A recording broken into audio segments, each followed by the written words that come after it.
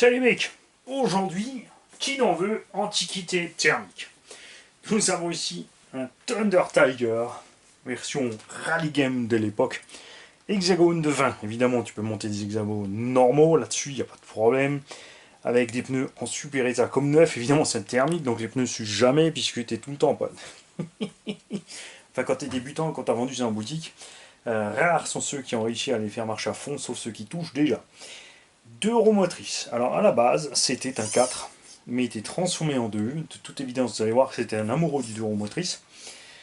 Moteur Pro 21P qui a l'air parfaitement entier, qui est par contre bloqué.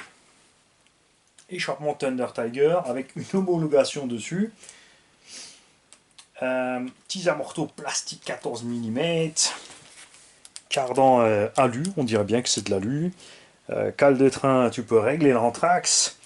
Du truc vraiment archaïque. Là, évidemment, on compte sur toi, Eric RC Mag, pour nous donner des infos sur cette machine.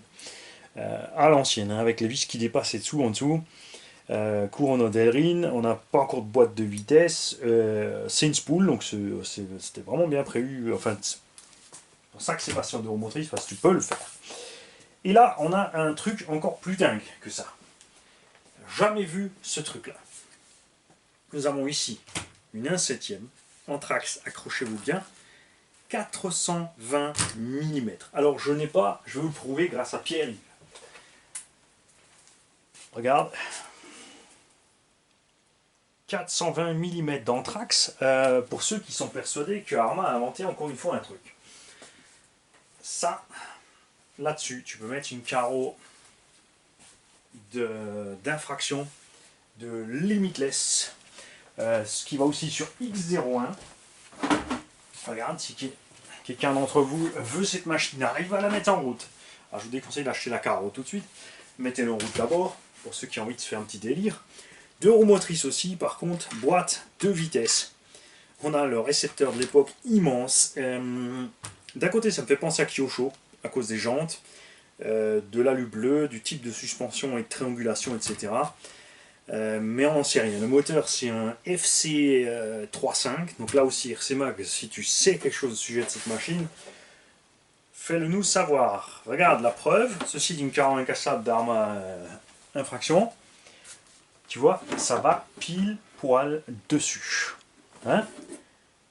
Et n'empêche que ça, c'est beaucoup plus léger. Bon, là, la construction est trop fragile, mais si jamais un constructeur qui voudrait bien nous rallonger un de ces châssis pistes à cet anthrax-là, tu vois, ce serait cool. Évidemment, vous en faites pas. J'y ai déjà pensé. Grâce à Jérôme Carbone, qui va nous faire un châssis long pour une ou deux machines. Tout ce qu'il faudra faire, c'est rallonger soit les deux cardans si on laisse la masse au centre. Après en piste, moi j'aime bien le poids devant, donc on rallongera probablement l'arrière et on verra ça au moment de l'avoir. Et si besoin, honnêtement, je n'hésiterai pas, pour que ça fonctionne au départ, de passer sur un cardan central arrière de Erevo. Ouais, parce que c'est télescopique, donc on peut faire ce qu'on veut avec la longueur pour tester au début. Et si en plus on a un diff central, c'est sûr, tu fais pas ça avec un arbre rigide, mais si on met un diff central, ça va pas lâcher tout de suite. Et il n'y a pas que ça qui va, les mecs, quand on va rallonger nos caisses comme ça, parce que c'est sûr, c'est chouette l'arbre à infraction, mais ça fait un petit peu mal au tube quand même. Le tarif, honnêtement, c'est bien Arma, j'aime bien Arma, mais qualitativement, c'est pas encore au niveau de Obao et autres, sur la transmission, ou sur, comme dit, surtout sur tout ce qui rouille partout à gogo. Tu vois, hop là, une petite corvette rouge, une petite crevette verte. Tu fais comme tu as envie. Et j'en passe et j'en passe. C'est vraiment à vous d'avoir les idées, les mecs. J'insiste là-dessus ces derniers temps. Parce que il y a plein de boutiques qui se bougent à faire des pièces eux-mêmes. Nous avons Rivière Prod, c'est-à-dire Mini Mecha, qui est en train de faire des choses. Puzzle Racing se bouge, Orbit Center, spécifiquement un 5, mais je pense que ça va se répandre aussi. Jérôme Carbone, on en a d'autres qui ont le matériel et le savoir pour le faire, qui se bougent, et j'ai vraiment envie que ça redevienne, cette passion redevienne du modélisme, c'est-à-dire que tu prends les éléments que tu veux et tu te fabriques un truc à ta sauce quand tu as envie d'avoir un truc spécial. Surtout que, comme tu vois, ça existait déjà. Ce qui est démentiel là-dessus, c'est la taille des noix, et Ça a vraiment l'air bien solide comparé au reste par contre. Hein. Après les performances là, avec un 3,5 avec le poids là, ça ne devait pas être terrible. En plus en 2 roues motrices avec le poids au milieu, ça devait être inroulable le Vince. Mais celui-là par contre il a servi quand même. Hein. Il a tourné le machin. Quoique non. Même punition que pour l'autre.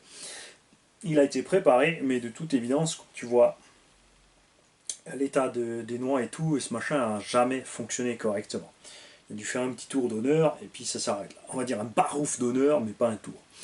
Vous avez bien vu aussi, il y a des restes de peinture de carrosserie dessus. Là, vous me direz, mais attends, elle est où la carrosserie? C'est quoi cette histoire?